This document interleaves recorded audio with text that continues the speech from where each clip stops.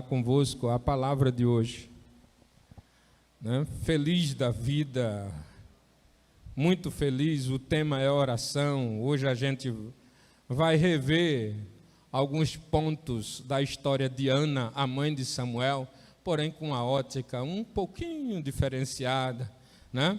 E nós queremos realmente que os irmãos nos acompanhem nesse texto e durante esses minutos que seguem, que os irmãos, pela misericórdia de Deus, assim como eu, também pela misericórdia de Deus, possamos entender aquilo que o Senhor tem para cada um de nós nesta noite, em nome de Jesus. Amém? O texto está lá em 1 Samuel, capítulo 1, do 9 ao 11. É o texto primário, do qual nós não nos separaremos durante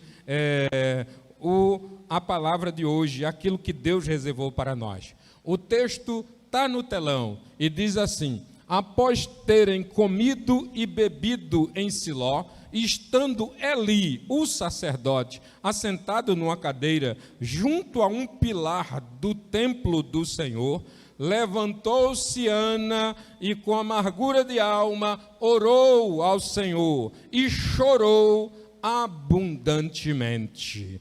Aí o verso 11 diz: e fez um voto dizendo: Senhor dos exércitos, se benignamente atentares para a aflição da tua serva e de mim te lembrares e da tua serva não te esqueceres e lhes deres um filho varão, ao Senhor o darei por todos os dias da sua vida, e sobre a sua cabeça não passará navalha. Que Deus nos dê entendimento da sua maravilhosa palavra. Para muitas pessoas é uma questão de honra resolver os seus próprios problemas.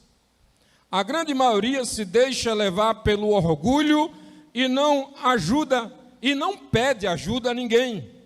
Também existem aqueles que não recorrem nem sequer a Deus, pois dizem que não devem aborrecer a Deus com os seus problemas. Bem, cada um tem o seu jeito próprio de resolver as suas querelas, as suas dificuldades, não é verdade? O problema é que existem dificuldades que extrapolam em muito as possibilidades e capacidades humanas, como no caso da esterilidade de Ana, que a gente acabou de ler. A estes tipos de problemas chamamos de causas impossíveis, e a oração é o único recurso à nossa disposição. Tem mais nada que posso fazer, só orar e acreditar. Amém? Só orar é o único recurso. Claro que aquele que faz orações a Deus deve as realizar revestido de muita fé, pois a fé é o combustível da oração. Você crê? E realmente eu acredito nisso. Eu acredito piamente nisso. Então hoje a gente vai olhar sobre a ótica de quando a oração é o único recurso. Amém? Quando orar é o único recurso que nos sobrou. Né? Por quê? Porque o próprio Jesus Cristo disse que no mundo teremos aflições.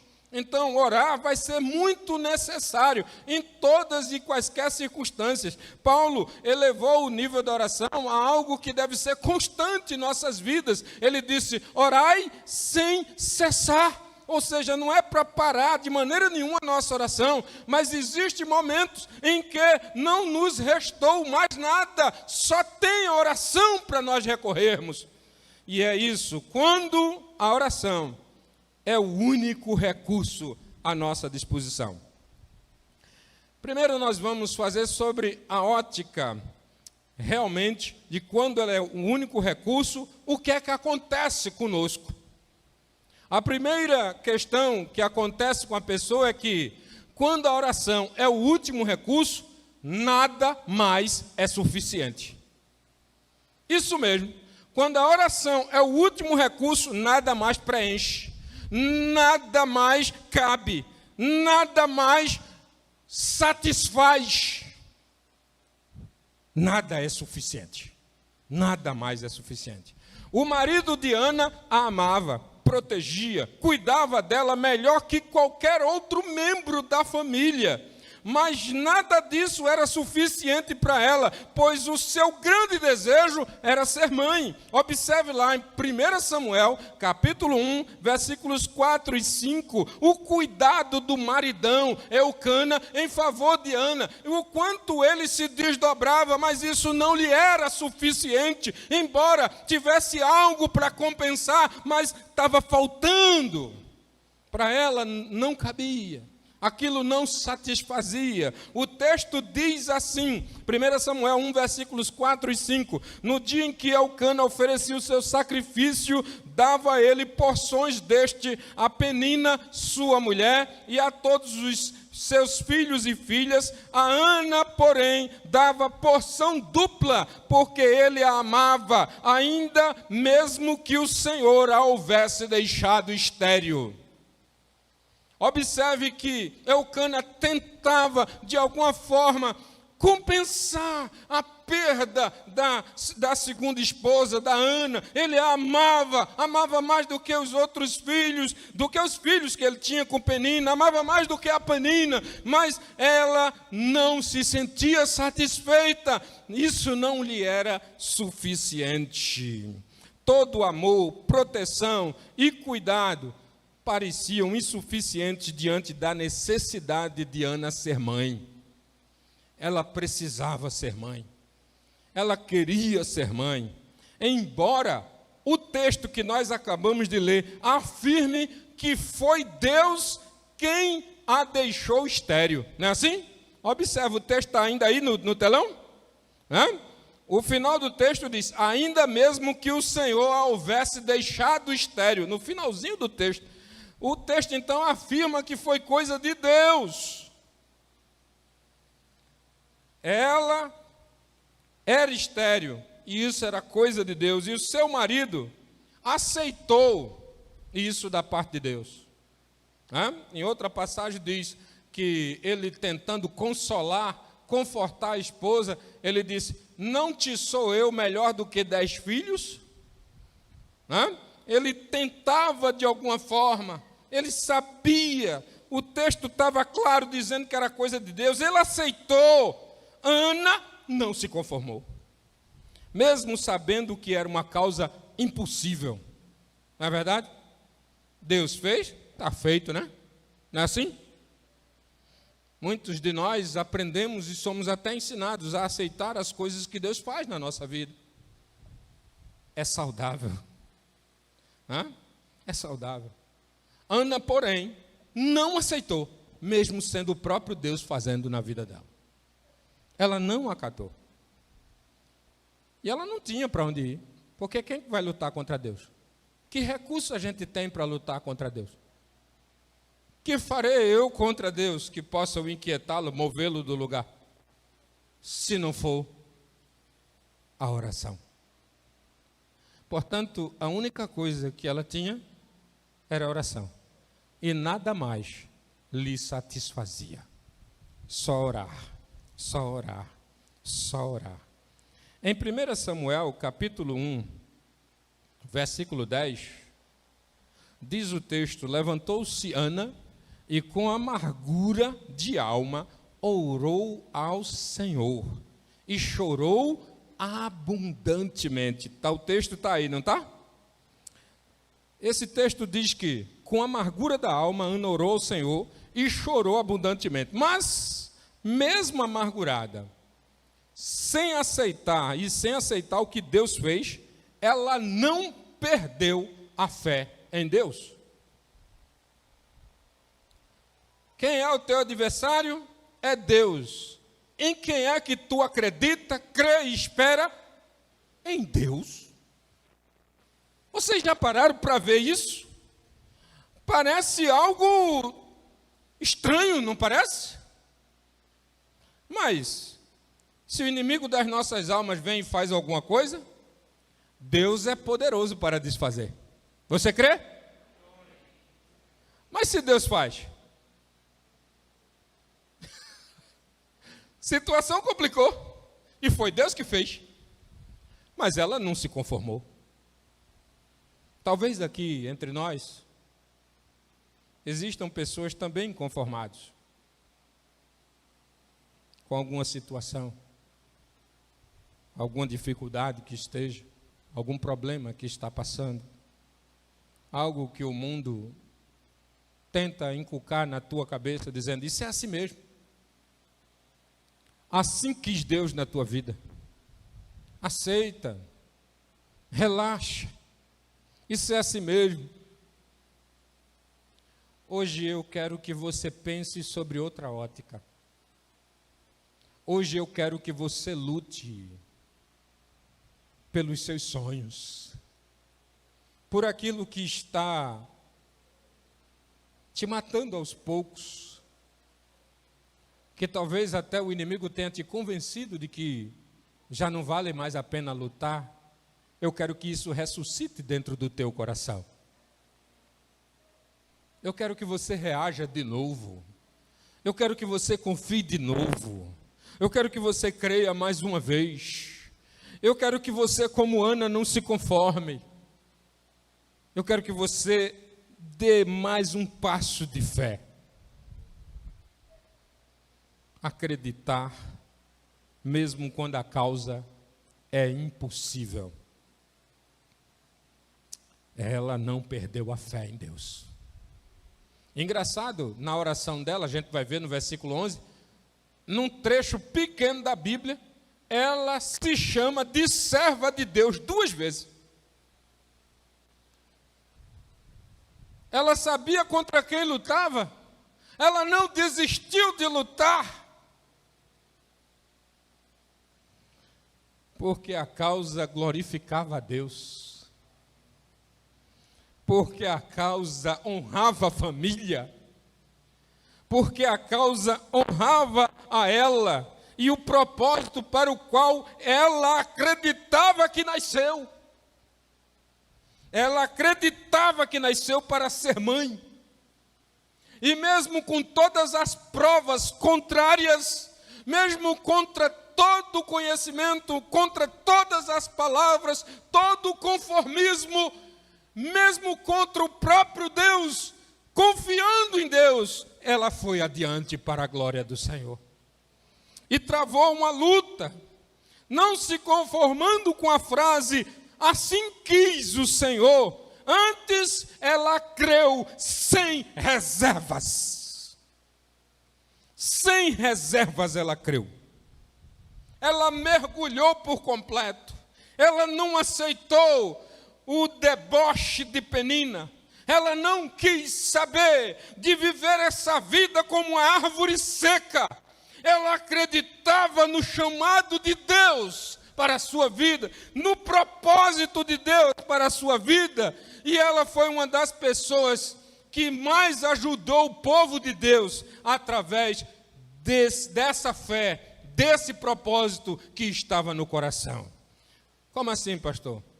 Foi através disso que nasceu no futuro o seu filho chamado Samuel. Ela, como orou, dedicou a Deus todos os dias da sua vida. Ele foi nazireu, não passava navalha sobre a sua cabeça. E foi através de Samuel que o povo de Deus pôde ser preservado na terra. De uma maneira tremenda e maravilhosa. Ungiu 2 reis. Foi homem que mudou a vida de pecado daquele povo. Deus tinha propósito na esterilidade de Ana. Deus também tem propósito nas tuas causas impossíveis. Você crê? Continuando, a gente vê também outra pessoa que lutou contra Deus. O nome dele era Jacó. Está lá em Gênesis 32, 26. Olha, Jacó não quis sair da presença de Deus sem ser abençoado. Não quis sair da presença de Deus sem ser abençoado. O anjo de Deus disse: deixa-me ir. Eu disse: não, só sai daqui quando me abençoar. Vamos ler o texto? Gênesis 32, 26. Disse este, o anjo: deixa-me ir, pois já rompeu o dia. Respondeu Jacó: não te deixarei ir, senão me... Você chegou aqui para ser abençoado? Vou perguntar de novo. Você chegou aqui para ser abençoado? Você vai sair daqui de qualquer jeito? Só saia daqui com a bênção, em nome de Jesus, amém? Só saia daqui com a bênção. É a forma dele orar, dele lutar com Deus. A oração dele foi mais física. Mas mesmo assim, a oração estava feita. Usou de palavras, falou: não te deixarei ir enquanto não me abençoares. Só sai daqui quando me abençoar. E você também. Lute pela sua causa impossível. É impossível para você. Mas para Deus, tudo é possível. Você precisa acreditar nisso. Mas eu disse que a oração era o único recurso, quando nada mais é suficiente. Agora eu afirmo que a oração é o último recurso, quando só Deus pode fazer. Só Deus pode fazer. Tem mais ninguém. Amo muito os meus irmãos aqui. Mas as causas impossíveis vocês não vão poder me ajudar. Só quem pode ajudar é? Na tua causa impossível, quem é o único que pode te ajudar? Pois é. Então a oração é o único recurso, quando só Deus pode fazer. Amém? Quando o orgulho é subjugado e finalmente nos rendemos a Deus, a oração fervorosa e confiante passa a fazer muito sentido, pois chegamos à conclusão que apenas Deus pode realizar o milagre que tanto precisamos na nossa vida. É assim que eu acredito que aconteceu com Ana. Ela deve ter tentado os chás, as comidas recomendadas por muita gente. Olha, eu estou tentando engravidar e nada. Toma esse chazinho, rapaz, come essa romã, faz isso, faz aquilo outro, tal. Eita, papai do céu, nada deu certo. Ela tentou de tudo, mas só papai do céu podia resolver. E ela chegou a essa conclusão. Ela deve ter tentado tudo, mas nada deu resultado. Ela continuava estéril, agora só poderia recorrer a Deus, e foi exatamente isso que ela fez. Antes tarde do quê? Muito bem, é o ditado que a gente diz de vez em quando, não é assim? Antes tarde do que nunca. Então, de uma forma maravilhosa, eu quero que a gente também veja outras passagens da Bíblia, onde só Deus poderia fazer. As pessoas tentaram de outra forma. Marcos capítulo 5, do 25 ao 28, um texto conhecido da mulher que estava com hemorragia. Olha, o texto diz assim: aconteceu que certa mulher, que havia 12 anos, vinha sofrendo de uma hemorragia, e muito padecera a mão de vários médicos, tendo despendido tudo quanto possuía,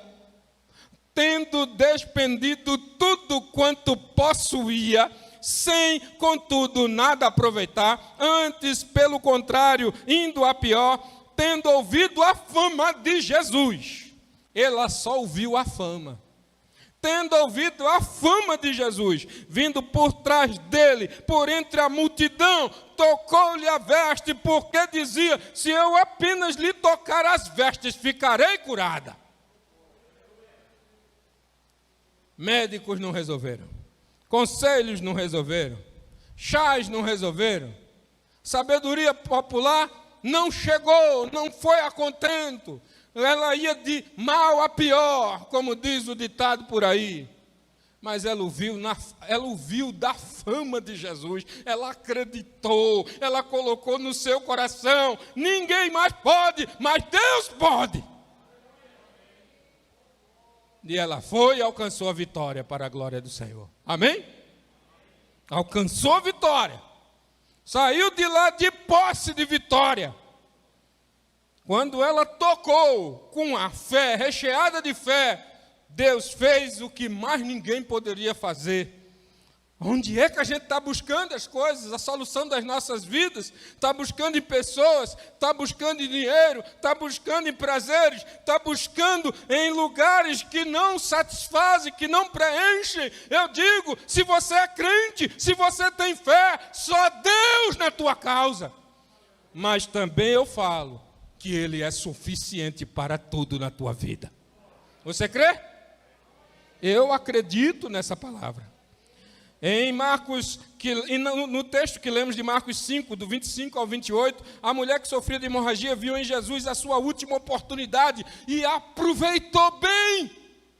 Não deixou passar, ele está passando por ali. Agora olha o ambiente. Por favor, tentem gerar na mente de vocês a imagem daquela mulher, 12 anos de hemorragia, fraca, sem força. Jesus ia passando na cidade, as estradas eram apertadas, multidão de gente oprimia Jesus Cristo, muita gente, uma multidão ali. Aquela mulher fraca, do jeito que estava, enfrentou a multidão, baseada na fé, e tocou na orla do vestido de Jesus. Um verdadeiro sacrifício. Como quem diz, é a minha última oportunidade, eu não posso deixar passar, ele está aqui, eu tenho que chegar a ele. Mas foi fácil?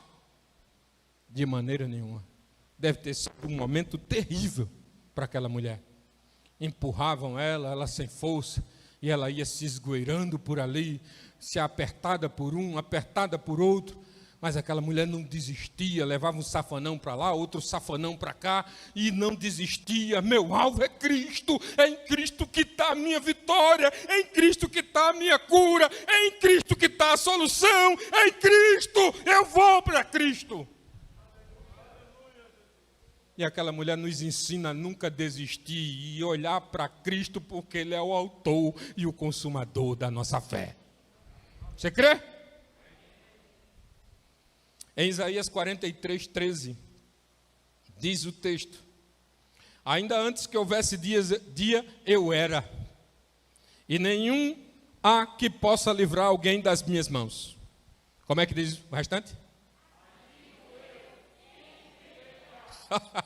Que texto lindo! Observe só, aqui nós temos uma pergunta com a resposta óbvia. Agindo eu, quem impedirá? Quem é que pode com o papai? Agindo ele, acabou-se, né, assim, né? Agindo eu, quem impedirá? Pois Deus é o Todo-Poderoso, e quando Ele age, tudo acontece. Por isso, vá para Deus, mesmo que Deus seja o teu, entre aspas, inimigo, o teu adversário, entre aspas, porque Ele nunca vai ser. Se Ele está colocando dificuldade na tua vida, é para você crescer e se desenvolver. Acredite, Ele tem propósito. Ele não coloca nada para a gente sofrer. Ele quer nos ver crescer e desenvolver, crescer na graça e no conhecimento dEle. Pois se sua situação só Deus pode resolver, recorre a Ele que o milagre vai acontecer. Recorre a Ele. Você veio aqui porque tem fé em Papai do Céu. E Ele está te chamando. Ele quer fazer algo especial na tua vida. Ele tem interesse em ver a tua vitória. A gente vive no meio de um povo de torcidas, não é assim? Ontem eu estava aqui no templo, dois abençoados, um tricolor e um alvirrubro. Eu não torço por time nenhum. Um deles estava bem fardado. e o outro tirando o sarro da cara dele. E o abençoado, graças a Deus, são dois irmãos mesmo, né? Brincando e tal. Eu estava com a camisa, eu não presto atenção. A camisa tinha 3 cores e eram as 3 cores, ó. Daqui a pouco olham para mim e dizem, olha, tricolor é esse daí. Aí eu olhei e disse, meu Deus do céu. Por que eu estou contando isso? Porque a gente vive no meio de um povo de torcida, é ou não é? Vive torcendo. A gente torce pelo filho para ele ser aprovado, não é assim? Para ele passar no concurso, né? Para ele arranjar um emprego. A gente vive torcendo, a gente vive no meio de um povo de torcida. E torcida de futebol, meu Deus do céu, só a graça. Mas não se preocupe não, dependendo de mim, eu posso mangar de todos os clubes que eu não torço por nenhum deles. Mas, tirando de lado, eu quero dizer para você que o teu maior torcedor é Deus. Ele vive torcendo por você. Ele faz de tudo para você vencer. E ele sabe que nós precisamos dele. E quer que nós cheguemos a ele para garantir a nossa vitória. Ele abre o caminho.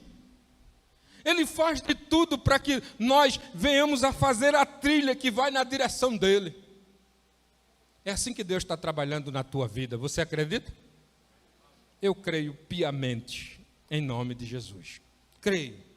Então eu disse que a oração é o único recurso quando nada mais é suficiente. Eu também falei que a oração é o único recurso quando só Deus pode fazer. E eu também afirmo que a oração é o único recurso quando a fé se estabiliza no meio do caos. Que é isso, pastor?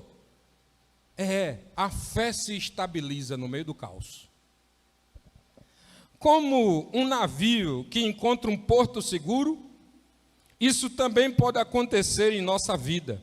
Mesmo em meio ao caos, vislumbrando apenas impossibilidades, somos chamados a descansar em Jesus e nossa fé responde nos trazendo segurança e convicção. Você crê? É assim que acontece ou não? Ana, diz o texto, amargurada de alma. Estava no caos? Estava no caos, sim ou não? Sim. Encontrou forças, encontrou fé para orar e sua estabilidade foi notável. Isso mesmo. Pastor, ela chorou abundantemente, estava amargurada de alma. O senhor está falando de estabilidade? E estou falando de prova. É notada quando quando as suas orações foram interrompidas pelo sacerdote ali. Vamos ler o texto? 1 Samuel, capítulo 1, versos 14 e 15. E lhe disse, até quando estarás tu? Isso foi Eli falando com ela, tá? Até quando estarás tu embriagada? Aparta de ti esse vinho. Observa a resposta, para você ver se ela estava no caos ou encontrou segurança, calma, tranquilidade, estabilidade. Ela respondeu, não, Senhor meu, eu sou mulher atribulada de espírito, não bebi vinho, nem bebida forte, porém venho derramando a minha alma perante o Senhor. Não tenha, pois, a tua serva por filha de Belial, porque pelo excesso da minha ansiedade e da minha aflição é que tenho falado até agora. Eu entendo que ela encontrou a estabilidade, a calma, porque ela foi chamada de bêbada, mas ela não respondeu à altura. Ela se acalmou. Como acontece com nós quando somos afrontados? Qual tem sido a nossa reação? Estabilidade ou mais caos ainda? Será que Jesus está mesmo habitando em nós? O Espírito Santo faz parte da nossa vida? Eu entendo que em Ana, ela conseguiu. Mesmo falando de ansiedade e de tudo, não deu uma resposta ríspida. Deu uma resposta educada, equilibrada para a glória do Senhor. E isso nos ensina muito, de que é possível ter estabilidade no meio da batalha. Diz, pastor, o que é paz? Para alguns, paz é a ausência de guerra, não é assim? Mas a paz de Cristo, a paz que Cristo tem para nos dar, é diferente da paz do mundo. Não depende da presença ou da ausência de guerra, porque a paz é fruto da presença dele em nossa vida. Amém? Isso faz toda a diferença. E se você não está sentindo paz, tranquilidade, estabilidade, vamos ler a Bíblia? Mateus capítulo 11, do 28 ao 30, texto famoso, onde o próprio Jesus Cristo disse, vinde a mim, todos que estáis cansados e sobrecarregados, e eu vos... Tomai sobre vós o meu jugo e aprendei de mim, porque sou manso e achareis descanso para a vossa alma, porque o meu jugo é suave e o meu fardo é leve. Observe que o Senhor Jesus nos convida para descansarmos nele, em Cristo. Não é só buscar Cristo, mas confiar a ponto da gente descansar, independente do tamanho da batalha que estamos travando. Precisamos descansar em Jesus Cristo. E aí a oração é o único recurso? Quando a fé se estabiliza. Se você acreditar, Cristo vai equilibrar a tua vida. Amém? Portanto, o meu conselho para você é, creia, creia, simplesmente creia que Deus vai fazer a obra. É exatamente em oração que nós podemos ir a Deus. Ele não disse, vinde a mim? É exatamente em oração que nós podemos ir a Ele. Observe o que Jesus disse em João 16, 23. O texto é pequeno, mas diz, em verdade lhes digo, se pedirem ao Pai alguma coisa em meu nome, Ele lhes... Você crê? Eu creio. É orando no nome de Jesus que Deus nos concederá bênçãos. É orando no nome de Jesus que o milagre acontece. É indo a Deus através de oração, com muita fé, com muita convicção. O texto diz, crendo que já recebeste, lhe será feito. Você precisa orar, acreditando que já está recebendo a vitória. Deixe a sua fé extrapolar. Não limite a sua fé. Muita gente quer colocar a fé dentro de uma caixinha. Ela tem que caber dentro da lógica, do entendimento. Ora, como é que vai explicar o mar vermelho se abrindo? Paredes de água. Passar a pés enxutos. Ser alimentado no deserto por 40 anos.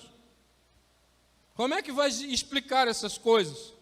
Como é que vai explicar o teu nome escrito no livro da vida? Que entendimento a gente pode ter disso? Ou se crê pela fé, ou já era.